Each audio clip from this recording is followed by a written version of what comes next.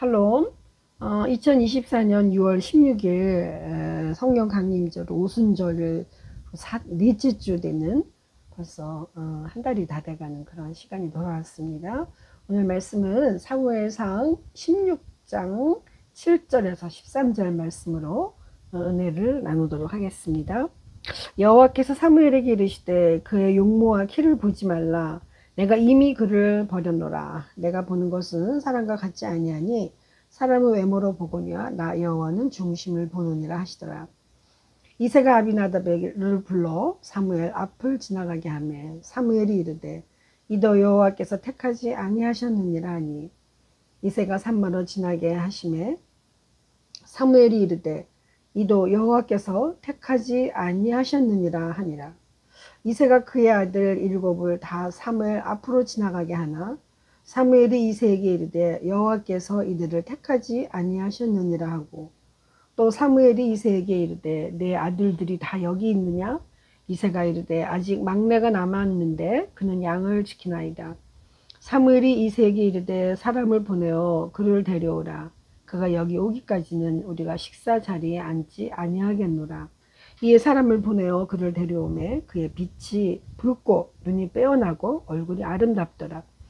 여호와께서 이르시되 이가 크니 일어나 기름을 부으라 하시는지라.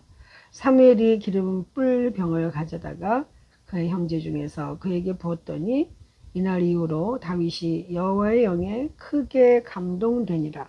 사무엘이 떠나서 라마로 가니라. 아멘. 네, 오늘 말씀 제목은 그 길이라고 하는 하나님께서 은혜를 허락하시기를 기도합니다. 우리가 주로 뭐 어떤 성과나 결과를 확인할 때 어쨌든 제일 많은 것 그리고 또 제일 많이 올려진 것, 높이 쌓은 것 이런 것으로 1등을 이렇게 매기는 그러한 상향성 사회 중심 속에서 우리는 살아왔습니다. 특별히 오늘과 같이 경쟁의 아주 그 기술, 혁신 이런 사회에서는 어쨌든 우리 삶은 전반적으로 상승을 지향하는 높이 올라가야 되는 그런 태도를 갖게 됩니다.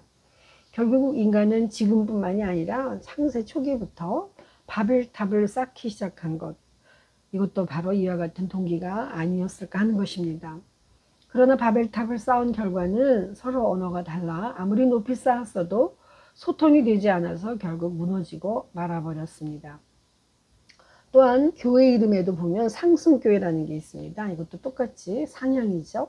교회 역시 믿음의 공동체이지만 또 사회의 한 구성이기 때문에 그런 이름을 쓸 수 있습니다.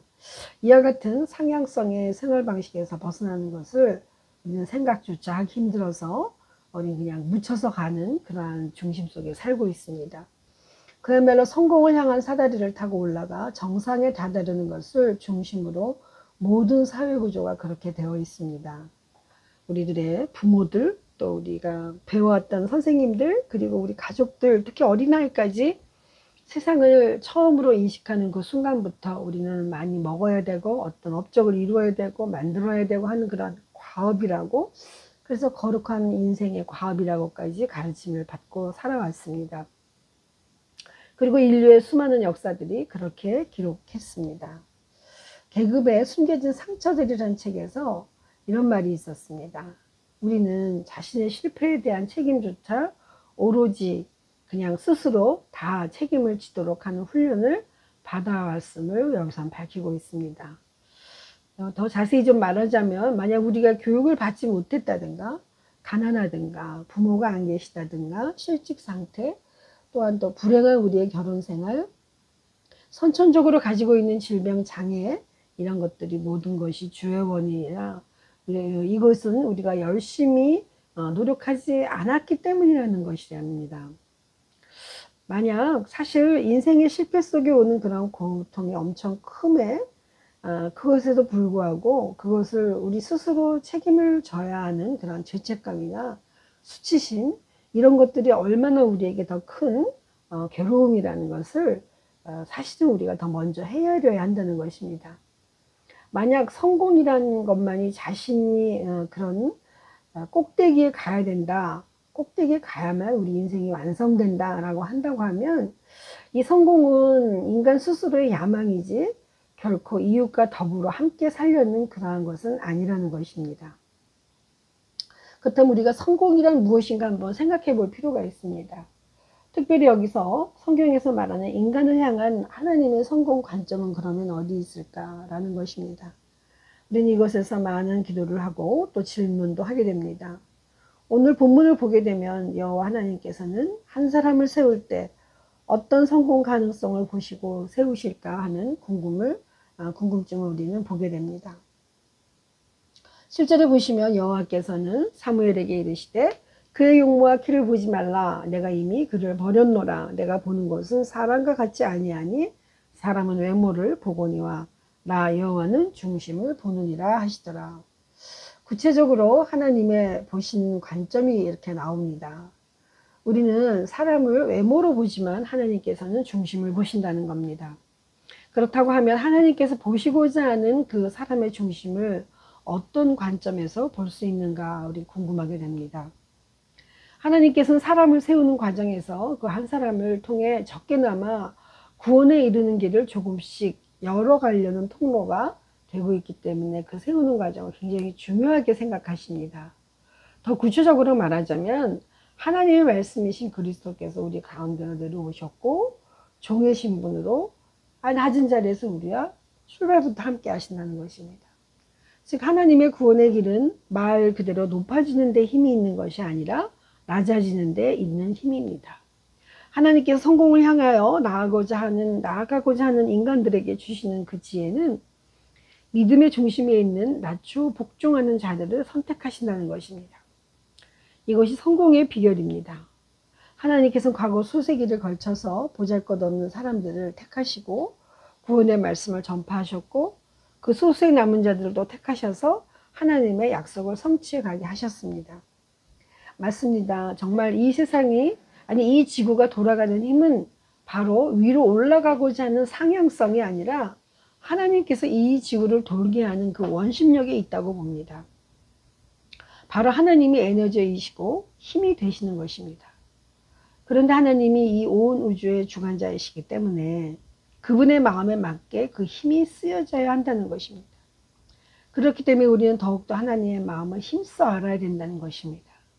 하나님께서는 인류의 구원을 위해 내려보내신 예수 그리스도는 권력의 왕자에서 아주 힘이 없는 무력함으로 그 위대한 우주의 왕자로서 정말 아주 왜소함으로 그리고 성공으로 갈 수 있는 모든 것을 갖춘 그곳에서 실패로부터 그리고 어마어마한 힘을 갖고 있는 강력하면서 아주 연약함으로 그리고 하나님의 모든 영광을 누릴 수 있는 분에서 치욕으로 내려오셨습니다.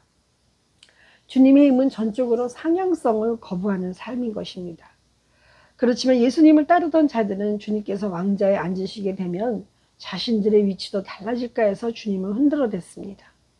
그러나 주님께서는 단호히 그 욕망에 대해서 거부하셨고 낮아지는 길로 한없이 내려가셨습니다. 왜냐하면 그 끝에 하나님의 위대한 힘 그리고 바로 그 원심력이 그곳에 있기 때문입니다. 오늘 7절 말씀처럼 나 여호와는 중심을 본다고 하신 그 중심 그것이 바로 이것입니다. 8절도 마찬가지입니다. 사무엘이 화목제사를 드리는 중에 하나님과 인간이 함께 나눌 수 있는 화목제 그것이 이새의 집안을 초청하는 것이었습니다. 사실 제사장은 아무 때나 예배에 일반인들을 초청해서 기름을 붓고 사람을 세울 수 없었습니다. 더구나 지금 현재 사울이 왕으로 있는데 차기 지도자를 이새의 집안의 자녀로 사무엘이 기름 부음을 절대 할 수는 없는 것입니다. 그러나 하나님께서는 제사장과 제사를 드린 가족들과 그 이웃이 함께 나눌 수 있는 화목제라는 예배 시간에 하나님의 영광을 위하여 이새와 그의 아들을 청하여서 같이 예배의 자리로 나오게 한 것입니다. 이것이야말로 하나님께서 저 높은 곳에서 낮은 자의 자세로 내려오신 하나님의 방법이고 지혜를 말씀하신 것입니다. 마태복음 20장 26절 28절에 너희 중에 누구든지 으뜸이 되고자 하는 자는 너희의 종이 되어야 하리라. 인자가 온 것은 섬김을 받으려 함이 아니라 도리어 섬기려 하고. 아멘. 구원의 복음은 이처럼 상승지향의 사회를 지탱하고 있는 기본 전제를 전복시킵니다.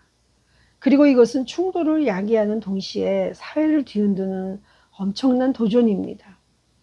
우리는 가난한 자와 억눌린 자, 그리고 비천한 자들의 눈에 주의 깊게 바라보고 그들의 의견과 인식에 귀를 기울일 수 있다면 은혜로 치유받는 눈을 우리에게 이미 주시고 계십니다. 그리고 성공과 명예, 영향력, 돈과 권력이 갈망하는 내적 그 기쁨과 평안을 주지 못한다는 사실을 우리의 내면은 잘 알고 있습니다. 그렇습니다. 이제 더 이상 잃을 것이 없는 사람들의 미소로부터 나오는 그 진실한 기쁨, 그것을 우리는 동일하게 함께 해야 하는 것입니다. 이제 사무엘 제사장이 이스라엘의 차기 지도자들을 택해서 그 일을 하는 과정 속에 우리가 하나님의 마음을 볼 수 있도록 하게 됩니다.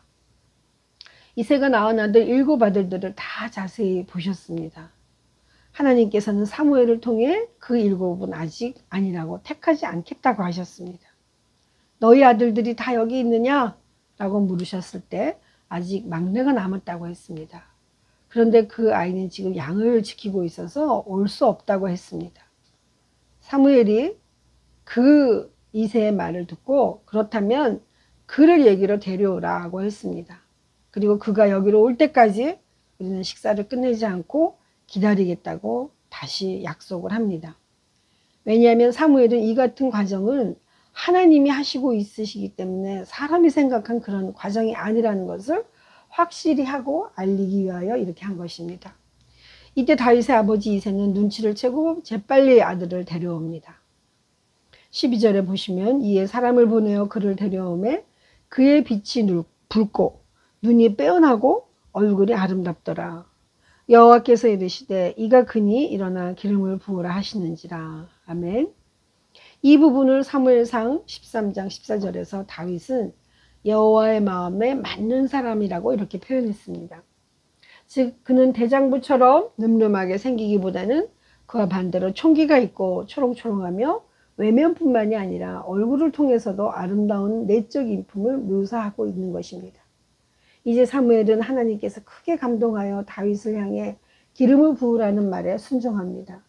바로 다윗을 택한 것입니다. 13절 사무엘이 기름 뿔병을 가져다가 그의 형제 중에서 그에게 부었더니 이날 이후로 다윗이 여호와의 영에 크게 감동되니라. 사무엘이 떠나서 라마로 가니라. 아멘. 사무엘이 신적 소명을 받고 나서 다윗을 이스라엘의 새로운 왕으로 내정한 것을 가리킵니다. 그렇지만 다윗이 정작 이스라엘 왕으로 즉위 될 수 있었던 나이는 그때 30대입니다.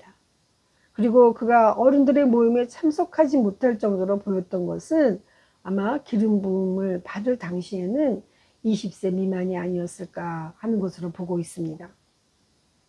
따라서 다윗은 기름 부음을 받은 이래 그 왕으로 하기까지 10년 이상의 연단을 받고 훈련되어졌음을 알 수 있습니다. 그리고 이 첫 번 기름 부음을 받은 이후로도 다윗은 그의 생애 동안에 3번이나 기름 부음을 받은 것으로 기록되고 있습니다. 하나님께서는 이스라엘의 왕을 택하신 자를 드디어 사무엘 제사장에게 알려주셨고 그리고 이에 사무엘은 다윗에게 기름을 부은 것입니다. 그리고 그 결과 하나님의 영이 다윗에게 임하여 그를 주관하였습니다. 그 후로부터 하나님의 영이 다윗에게 계속해서 권념하고 인도하셨습니다. 그러나 다윗에게 임했던 하나님으로부터 버림받은 이후 하나님의 영은 그에게서 떠나갔습니다. 여기서 다윗에게 임한 하나님의 영은 영적, 정치적, 군사, 기타 제반 모든 분야에서 지도자가 갖추어야 할 역량을 덧입음을 받은 바라고 볼 수 있는 것입니다. 맞습니다. 하나님께서는 당신의 택한 일꾼들에게 허락하시는 특별한 은사는 그 어떤 것으로 비교할 수도 없는 새로운 것입니다. 오로지 하나님만이 쓰시는 방법인 것으로 낮아짐으로 내려놓고 준비된 자, 그가 정말 어떤 연단도 정말 이겨낼 수 있는 그 중심에 그 마음이 있는 사람을 찾으시는 것입니다. 전도서에 보면 해 아래 새 것이 없다고 했습니다. 여기서 새 것은 인간이 느끼는 그 지점의 한계일 뿐입니다. 그러나 하나님 관점에서의 새 것은 인간의 것을 내려놓는 그 하향성부터 출발하게 되는 것입니다. 헬리나 호에는 하향성에 대해서 이렇게 말했습니다. 하향성이란 하나님의 길이요 십자가의 길이며 또한 그리스도의 길입니다. 우리 주님이 성령을 통하여 우리에게 주시고 싶어하는 것이 바로 이 신적 생활 방식이며 하나님의 주님과 함께하는 새로운 길인 것입니다. 아멘. 좋으신 하나님, 우리는 하나님의 은혜를 받은 자라고 우리가 입술로 고백한다고 하면서 또 하나님 저희는 새 길을 찾고자 여기저기 배우기도 하고 기웃거리기도 하고 이제부터 살아왔던 인생이 잘못된 것 같아서 다시 시작하고 싶기도 하고 그러나 다시 시작하기엔 너무나 많이 걸어온 모든 우리의 삶의 길 그리고 아직 아무것도 뚜껑을 열어보지 못한 젊은 날의 두려움과 하나님 정말 지혜롭지 못한 우리의 인생길이 열릴까 걱정하는 많은 괴로움이 있습니다. 하나님 모든 선택은 하나님께서 우리에게 허락하신 우리의 자유권이며 결코 그 선택이 정말 하나님께서 지켜주시지 않는 것이 없는 것을 믿고 믿음으로 말씀하면서 벗어나지 아니하고 우리의 삶을 결정할 수 있도록 도와주시옵소서. 그것이 바로 하나님의 길이요 그 길이 바로 십자가의 길이며 하나님 우리는 지금까지 살아온 거 잘못했다라고 부인하고 싶어 하지만 하나님 우리가 정말 주 예수 그리스도의 구원의 은혜를 생각하며 저희들이 그 어떤 것으로 내려놓더라도 하나님은 결코 손해보지 않으시고 결코 우리를 마냥 버려두지 않으시고 하나님 그 결단을 시작한 그곳에서부터 하나님이 도우시는 손길로 예전과는 다른 인생으로 살아갈 수 있도록 하나님 은혜와 축복을 내려 주옵소서. 오늘도 우리 하나님께서 함께 하심을 감사드리옵고 예수님의 이름으로 기도합나이다.